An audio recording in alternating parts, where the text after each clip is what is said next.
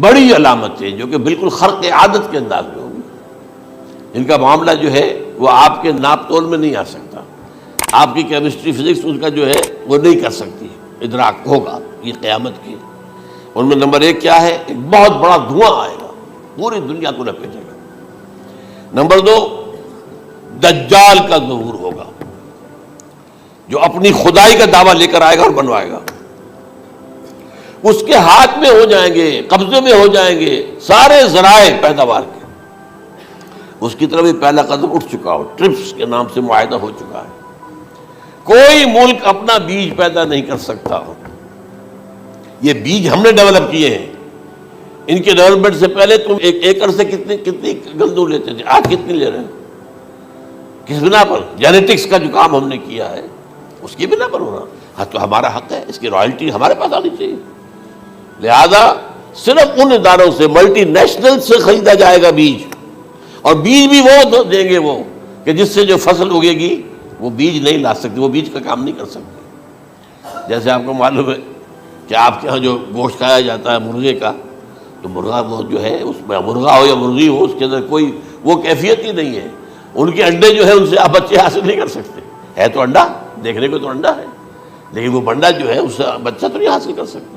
ایسے ہی وہ گندم کا بیج دیں گے، نظر آئے گی گندم، لیکن اس کے اندر وہ صلاحیت نہیں ہے کہ اس سے جو فصل اگے گی اس کا نتیجہ جو ہے وہ بھی آپ لے سکیں۔ یہ ہونا ہے، اللہ جانے، قدم اٹھ رہے ہیں ادھر۔ پھر یہ ہے کہ دابۃ الارض، زمین سے ایک حیوان نمودار ہوگا، زمین شق ہوگی۔ ابھی میں کہہ رہا ہوں خرق عادت ہے، یہ چیزیں وہ نہیں ہیں جو ہماری کسی حساب کتاب میں جو باتیں پہلے آئی ہیں وہ تو حساب کتاب میں آ رہی ہیں، ساری سمجھ میں آ رہی ہیں، ساری چیزیں مشاہدہ ان کا ہو رہا ہے۔ لیکن یہ ہے کہ دابۃ الارض، یہ کہتے ہیں کہ کوہ صفا، اس میں تو نہیں ہے حدیث میں، کوہ صفا پھٹے گا اور اس میں سے ایک حیوان دابہ وہ ظاہر ہوگا، تو اسی لیے فرمایا ہے وَإِذَا وَقَعَ الْقَوْلُ عَلَيْهِمْ أَخْرَجْنَا لَهُمْ دَابَّةً مِّنَ الْأَرْضِ تُكَلِّمُهُمْ، تو ہم اندر سے پیٹ کے چیر کر زمین کے پیٹ کو ایک حیوان کو برآمد کریں گے جو انسانوں سے بات کرے گا، گفتگو کرے گا۔ نمبر 4، طلوع الشمس من المغرب، یہ بھی خرق عادت۔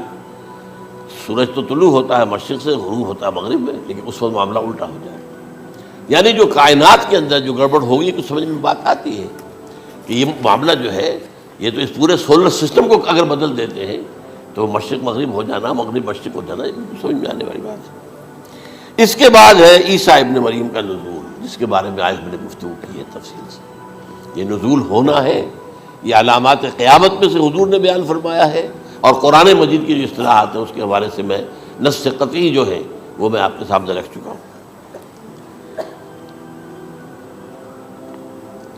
پھر یاجوج ماجوج کا ایک معاملہ ہے، یہ میں ابھی اس وقت زیادہ اس پر بات نہیں کر سکتا۔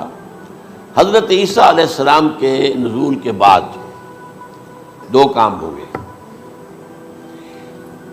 یہودیوں کا قلع قمع ختم، تمام یہود، ایک کام تو یہ ہونا، اور نمبر 2 عیسائیت کا ختم ہو جانا۔ عیسائیت کی نفی کر دیں گے، بھائی تم مجھے خدا کا بیٹا بنائے بیٹھے ہو، میں تم خدا کا بیٹا نہیں ہوں، میں تو اس کا بندہ ہوں، رسول ہوں، میں نے تم سے کب کہا تھا کہ مجھے خدا کا بیٹا بناؤ۔ نمبر 2 یہ کہ وہ خنزیر کو قتل کر دیں گے، یعنی یہ تم نے خنزیر کب سے کھانا شروع کر دیا؟ میں تو تم کو نکاح اجازت دے کر گیا تھا، یہ تو شریعت موسوی میں حرام تھا، اور میں کہہ کر گیا تھا کہ یہی شریعت تم پر لاگو رہے گی، ہاؤ کم تم نے کیسے یہ؟ آج بھی بہت سے رومن کیتھولکس جو ہے وہ سور نہیں کھاتے، وہ ہے ان کے اندر کچھ نہ کچھ بعض جو ہے جو حضرت عیسیٰ کی تعلیمات کا کچھ اثر ان کے ہاں ہے۔ میں تو ایک مرتبہ، یہ 1971 کی بات ہے، 4-5 دن کے لیے برسلز میں رکا تھا، اس لیے کہ وہاں مجھے ایک صاحب نے خط لکھا تھا کہ وہاں ایک نوجوان ہے، ابھی اس ایمان لایا ہے، اور اس کے کچھ مسائل ہیں، ہم کوشش کر رہے ہیں ان کے مسائل حل کریں، آپ بھی جا رہے ہیں۔ میں انگلینڈ جا رہا تھا تو واپسی پر آپ ان کے ہاں چند دن ٹھہرے، میں حیران ہوا۔ ویسے اس نے مجھے اپنے گھر ٹھہرایا نہیں، اس لیے کہ ماں باپ تو اس کے کرسچن تھے، اور پولیس کا چیف آفیسر اس کا باپ تھا، چیف آف پولیس فورس۔ اس نے مجھ سے ایک دن کھانے پہ بلایا، میں ہوٹل میں ٹھہرایا مجھے، اس نے کہا آپ اطمینان سے یہاں کھانا کھائیں، اس گھر میں نہ آج تک کوئی شراب کی بوند آئی ہے، اور نہ ہی کوئی بوٹی آئی ہے سور کی، رومن کیتھولکس۔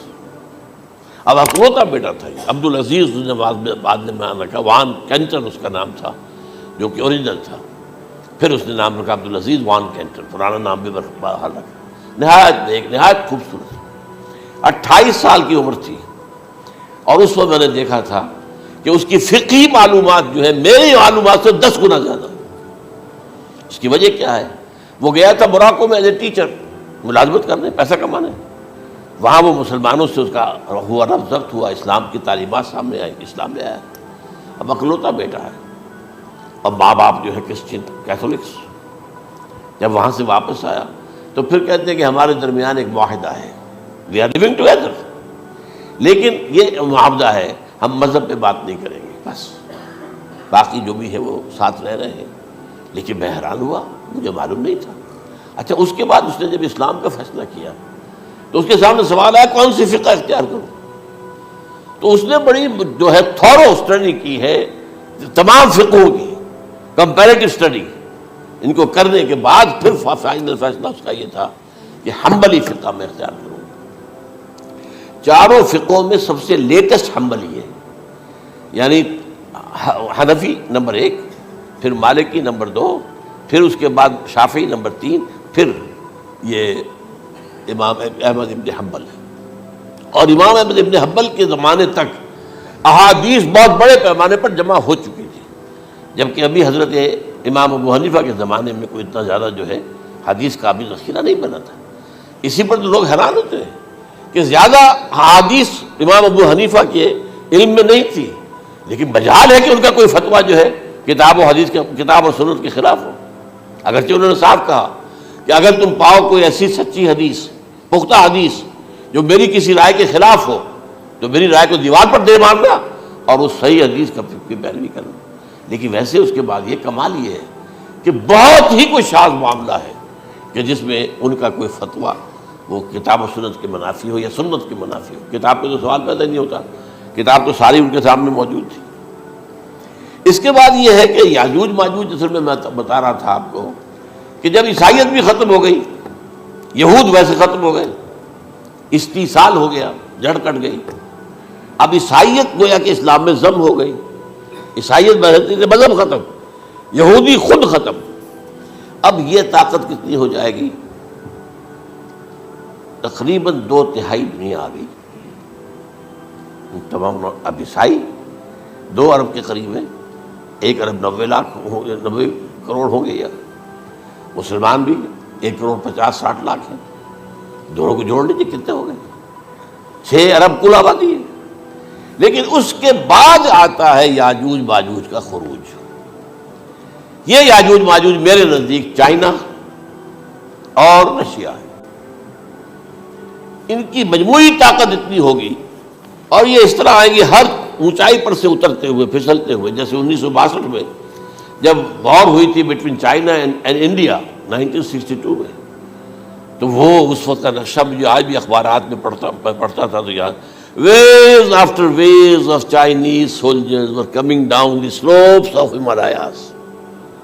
یہ تو وہ ہے نا جن کی تعداد کا کوئی حساب نہیں ہے، اور رشیا اور یہ مل کر جو ہے، میرا اندازہ یہ ہے کہ جب پہلے ملحمۃ العظمیٰ ہوگی وہ عیسائیوں اور مسلمانوں کے درمیان، اس وقت یہ دونوں پاورز نیوٹرل رہیں گی، لیکن غالباً یہ بات طے کر لیں گی کہ ویپنز آف ورلڈ جو ہے ماس ڈسٹرکشن، یہ استعمال مت کرنا۔ اگر یہ ویپنز آف ماس ڈسٹرکشن استعمال کرو گے تو ہم میدان میں آ جائیں گے۔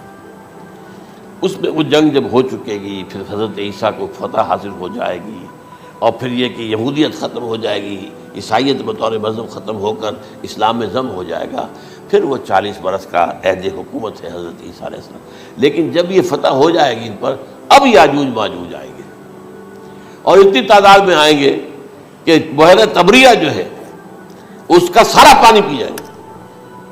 یہ تو اگر آپ کو کبھی اندازہ ہو یا کوئی آپ جانیں ان لوگوں کو جو ان چینیوں سے واقف ہیں، وہ کہتے ہیں زمین پر ہلتی ہوئی کوئی چیزوں سے وہ چھوڑی چھوڑ کے کھا جائیں گے۔ جہاں وہ جاتے ہیں ایز اے لیبرر، وہاں کے جو سارے کتے ہیں ختم، ساری بلیاں ختم، ہر شے، وہ جو سانپ کھاتے ہیں، ہر چیز کھاتے ہیں، اور یہ تمام ایسٹرن کنٹریز کے اندر ہوتا ہے، بڑی ڈیلیشس ڈشز ہیں یہ سانپ وغیرہ وغیرہ۔